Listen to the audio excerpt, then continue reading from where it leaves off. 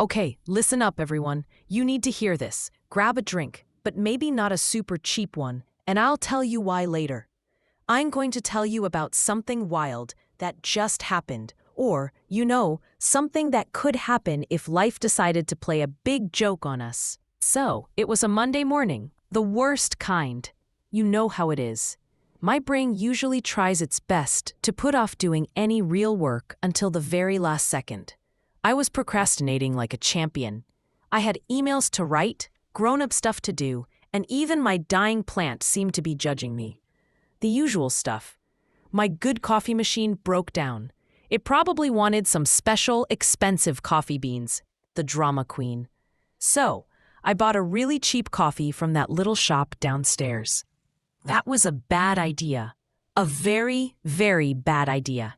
I started writing an email to my boss, Mr. Henderson. He's the kind of guy who uses so many complicated words that even a dictionary would get confused. Normally, I'd write something like, "Dear Mr. Henderson, I hope you are very well. About the numbers for this quarter, I have looked at all the information and I think we will see a big change in how we do things." Just a lot of fancy words that sound important but don't mean much. But as I started typing, something felt different. That cheap coffee must have had some kind of truth drug in it. Instead of my usual fancy words, I typed, "Hey Hendo, hope your weekend was okay. Listen, these numbers for this quarter, they're pretty bad, right? What we're doing isn't working. We need to fix this or we're all going to be in trouble. Thanks." I just stared at the screen. My fingers actually typed that. My brain was shouting, "No, stop, delete that right now." But another little voice in my head, a new, surprisingly cheerful one, said, "Well, that's pretty honest, isn't it? Gets right to the point." And before I could stop myself, I clicked send. I actually sent it. I felt like my spirit just floated out of my body in shock. Then my mom called. Usually when I talk to my mom, I'm very careful. "Hi, Mom. How are you?" "Oh, that's nice. Yes, I'm fine. Work is great." That's a lie. No, I'm not dating anyone special. That's usually a lie too, just to avoid lots of questions. But today, that coffee was still doing its strange magic. "Hello, Mom," I heard myself say. "Oh, hello, sweetie. How are you? Are you busy?" "Super dizzy, Mom, and I'm also completely broke. To be honest, I could really use some money. The electricity bill is huge this month." There was silence on the phone. A long, total silence. Then she said, very slowly, "Are you feeling okay, dear?" I think I could hear all my dead relatives gasping. You just don't say things like that. You drop hints. You sigh a lot. You talk about how expensive things are until they offer to help. This was different and very scary. It got even worse. I had a lunch meeting. It wasn't a date, definitely not. Just a chance to meet someone new for work, who I secretly thought was cute. Normally, I'd try to act all cool and smart, which really means I'm just awkward and trying too hard. I'd say something like, "Oh, this little cafe, it's lovely. The atmosphere is so special." But today, we sat down and the waiter gave us menus that were thicker than a book. The person I was with said, "I hear the wine here is amazing." And me, filled with the power of extreme honesty from that bad coffee, just blurted out, "Wow, look at these prices. For that much money, the wine better pour itself and sing a song. I just want something to drink that's not too expensive and won't make me poor. Do you have any simple house wine that doesn't taste terrible?" You should have seen the look on their face. Imagine a small, scared animal that just got a giant bill. That was it. Inside my head, I was just screaming, like a teapot that's been whistling for an hour straight. But here's the really crazy part, the what if this happens idea that made my head spin. What if it wasn't just me? What if this cheap coffee, this uncontrollable urge to tell the truth, spread to everyone? What if all of a sudden, everyone started speaking the language of the poor? I don't mean poor as in having no money, but poor as in having no patience for fancy, fake words. Just plain, direct talk. Because who has time for nonsense? Just think about it. Leaders in government, instead of saying, "My respected colleague from the other party has an interesting, but not very good idea about how we should spend money," they'd just say, "Look, your idea is bad, it won't work, and we all know you're just saying that to get on TV." Next, government meetings would be over in 5 minutes. Or think about job interviews. The interviewer asks, "So, where do you hope to be in 5 years?" The person answers, "Hopefully not still living with my parents, trying to save money for a tiny apartment.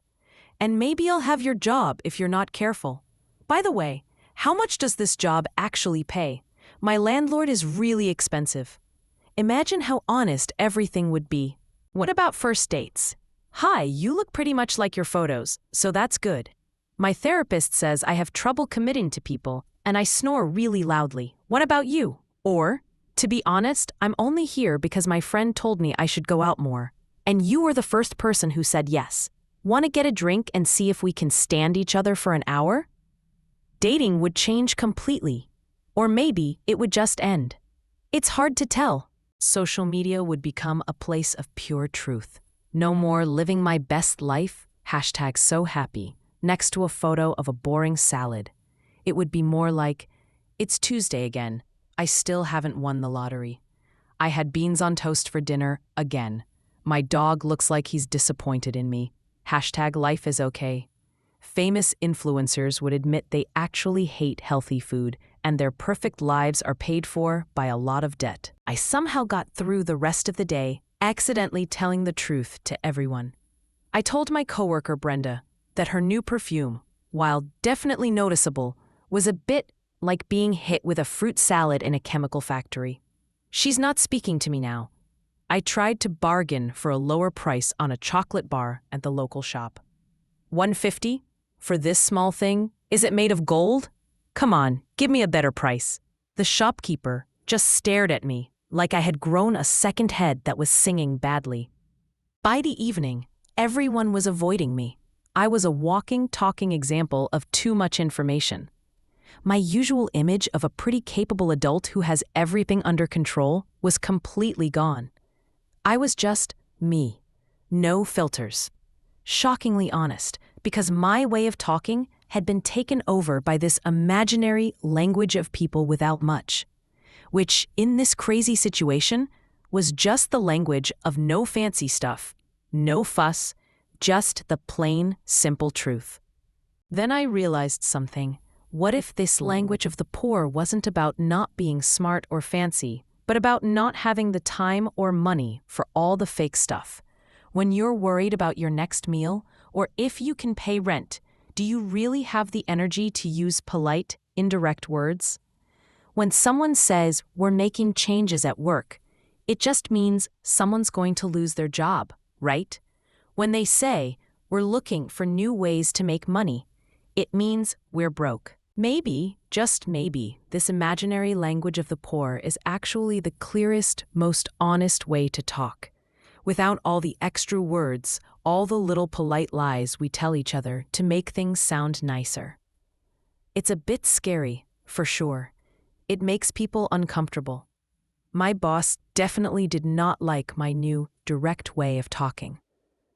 My mom is probably planning some kind of help for me, and I don't think I'll be getting a second, meeting with that person from lunch.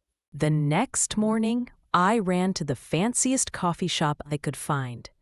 The kind where they charge you extra for special milk, and the person making coffee looks like a part-time model. I ordered the most expensive, snobbiest coffee they had. It was made with special beans, had a picture of a swan in the foam, and probably came with a tiny bit of worry on the side. As I drank it, I felt the old urge to use words like teamwork and improve come back. The world started to feel normal again, even if it was a bit fake. My email to Mr. Henderson that morning started like this.